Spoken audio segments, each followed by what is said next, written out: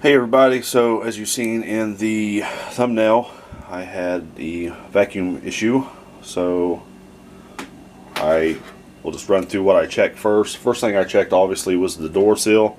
Make sure it was clean on the inside, make sure there was nothing, interfering with it being sealed properly. Checked my door, make sure it wasn't loose, too far out. Checked the hose to the vacuum pump. Checked both ends, everything looked fine there.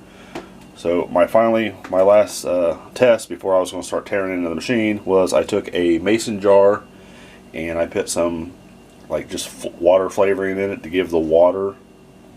I took a mason jar with water in it and I put flavoring in it to give the water some color so I can see it. I took my drain hose, stuck it in there, started the vacuum cycle on my the relay switches, and it sucked water up almost immediately. So I took my ball valve off.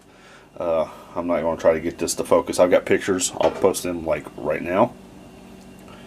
So I was like, okay, well, let's go replace that. So went to Lowe's, actually found one. It was like 12 bucks. Replaced it, put some Teflon tape around there. That also could have been a major issue, but I've had it for 2 years and it's nice and rusted on the inside. So replaced the Teflon tape, took it, ran it clockwise with the threads, same thing over here, stuck it back on, haven't had a problem since.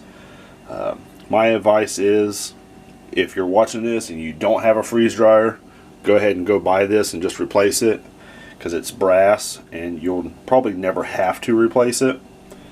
And this one is not brass. I think it's steel, maybe, because it's rusted. So yeah, I just replaced this. It's 3/8 on both ends. Both of them female part. So yeah, just get that replaced. I would, like I said, if you're new and you're waiting on your freeze dryer, go ahead and get it and just replace it before you even get started. It'll save you hassle. I can't complain too much. I've had my freeze dryer 2 years and finally had to replace this. So alright guys, just replace your ball valve. Later.